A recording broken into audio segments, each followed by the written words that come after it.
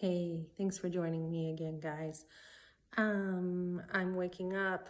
I'm overcoming my PMS I talked about in my video called Enjoying Your Period.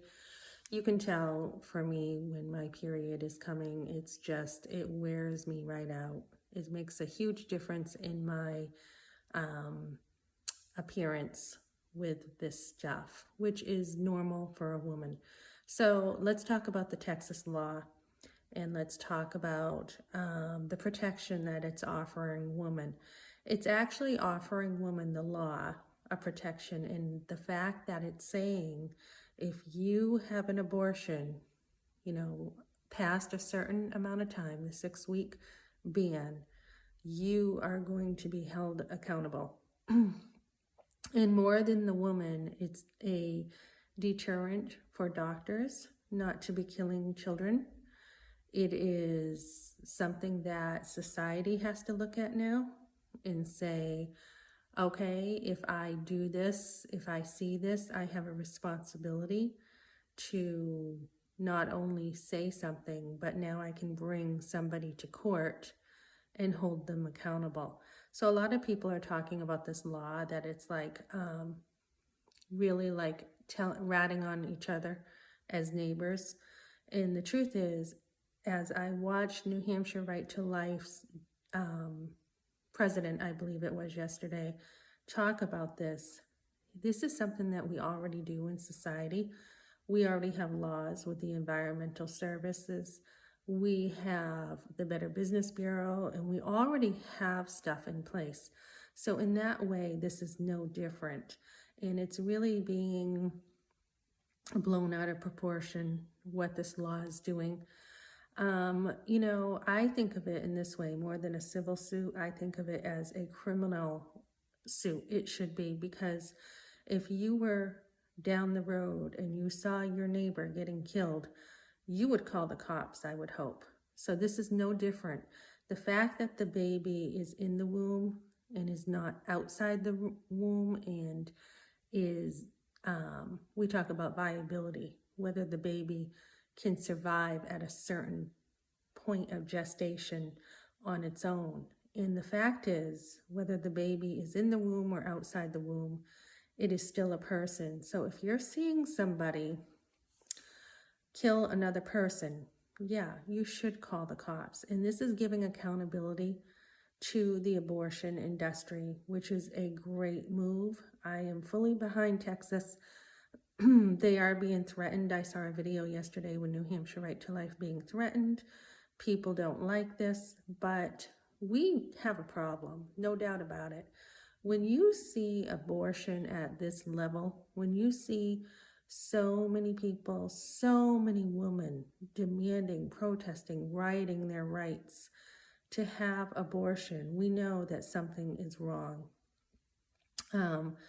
Even abortion way back in, the beginnings, I even think before Roe v. Wade, as Gloria Allred said back when she had one in 1966 or 67, I mean, it was rare. Most women did not want to go kill their baby.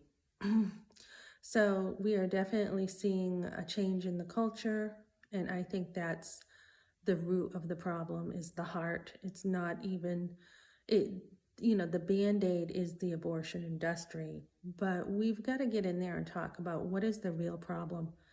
Why do women not want to fulfill their role? Why do they not want to be ladies? Why do they not want to be women who want families, women who want to be married, women who want to have as many children as they can have?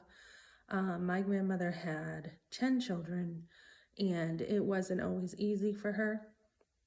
There were a lot of different things going on then, but she had her children in the end. She had her family around her, and she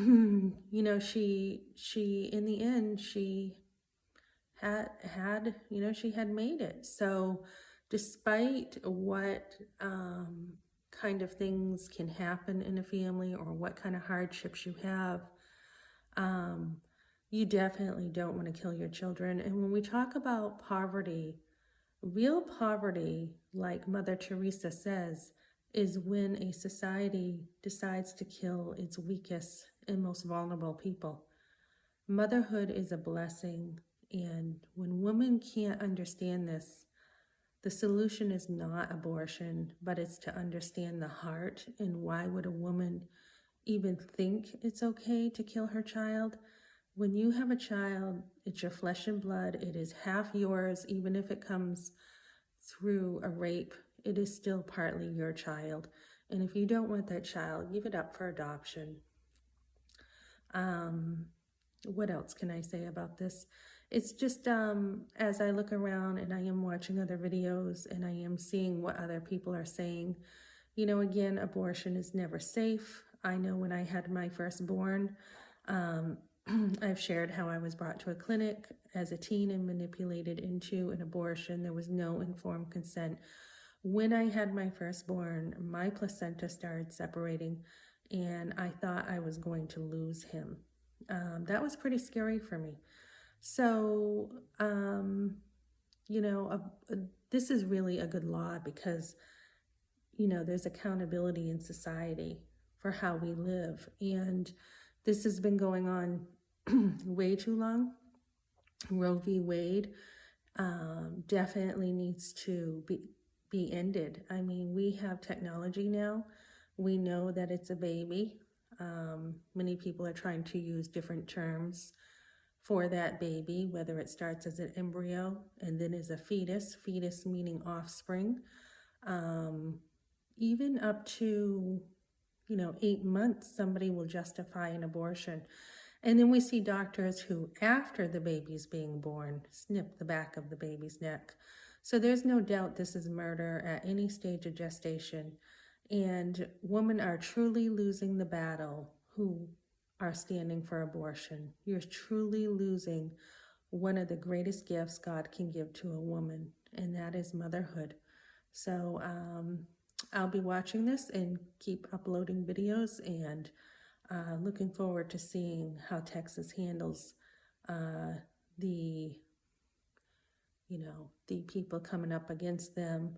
And I'm very glad Governor Abbott has signed this, and something definitely needs to be done. Too many babies have been killed. We have over 1 million a year being killed, and it's really sad that families are in a battle right now. You know, families are being attacked like never before. So the church needs to stand. We've been kind of weak on this issue. We've not taken a big enough stand. We have not represented God well in this area, and I'm hoping that we can get firmer laws about this.